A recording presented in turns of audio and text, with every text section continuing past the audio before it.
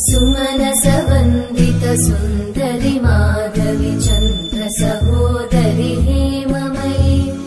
मुनिगणवन्दित मोक्षप्रदायिनि मञ्जुळभाषिणि वेदनुते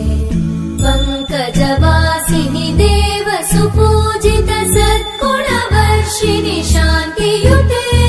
जय जय हे मधुसूदन कामिनि आदिलक्ष्मि जय पालय माम्